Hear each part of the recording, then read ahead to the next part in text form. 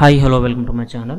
కేంద్ర ప్రభుత్వం పీఎం కిసాన్ ద్వారా రైతులకు పెట్టుబడి సాయాన్ని అందిస్తున్న విషయం తెలిసిందే. అయితే ఇప్పటి వరకు 16 విడతల అయితే పీఎం కిసాన్ డబ్బులను రైతులు తీసుకున్నారు.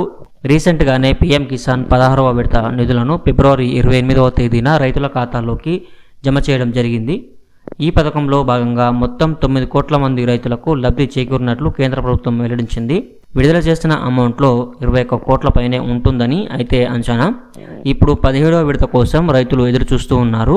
సంవత్సరానికి 6,000 చొప్పున ప్రతి 4 నెలలకు ఒకసారి 2,000 రూపాయలను రైతుల ఖాతాలోకి కేంద్ర ప్రభుత్వం విడుదల చేయడం జరుగుతుంది. దీన్ని డీపీటీ ప్రాసెస్ ద్వారా అయితే విడుదల చేస్తోంది.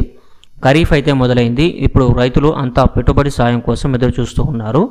అలాంటి టైంలో ప్రధానమంత్రి అయితే రైతులకు గుడ్ న్యూస్ చెప్పడం జరిగింది. రీసెంట్గా ప్రమాణ స్వీకారం చేసిన ప్రధాని మోదీ పీఎం కిసాన్ నిధుల విడుదలకు సంతకం చేశారు. దీంతో ఈ ఫండ్ ఎప్పుడు వస్తుందనే దానిపై చర్చలు అయితే మొదలయ్యాయి.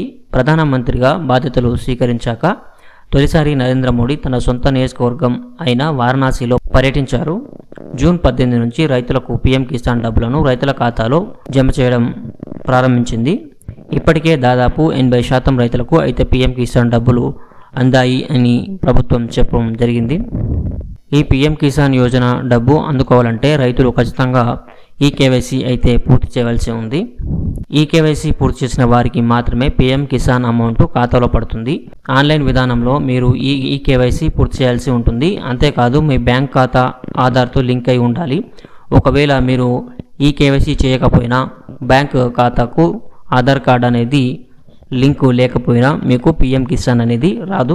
పీఎం కిసాన్ ఈకేవైసీ కోసం సంబంధించిన వీడియో అనేది నేను డిస్క్రిప్షన్లో ఇస్తాను. అక్కడ నుంచి మీరు చూస్తూ మీ మొబైల్లోనే ఈకేవైసీ అనేది పూర్తి చేసుకోవచ్చు. సో మీరు కనుక ఇంకా ఈకేవైసీ అనేది చేసుకోకపోతే వెంటనే చేసుకోండి. అలాగే ఈకేవైసీ ఎలా చేసుకోవాలి అనే దాని గురించి నేను పూర్తి వీడియో అయితే చేశాను. ఆ వీడియో కూడా నేను డిస్క్రిప్షన్లో ఇస్తాను. మీకు డబ్బులు మీ అకౌంట్లో పడ్డాయా లేదా అనేది కూడా మీరు పీఎం కిసాన్ సంబంధించిన వెబ్సైట్లో అయితే తెలుసుకోవచ్చు. దానికి సంబంధించిన లింక్ కూడా నేను డిస్క్రిప్షన్లో ఇస్తాను.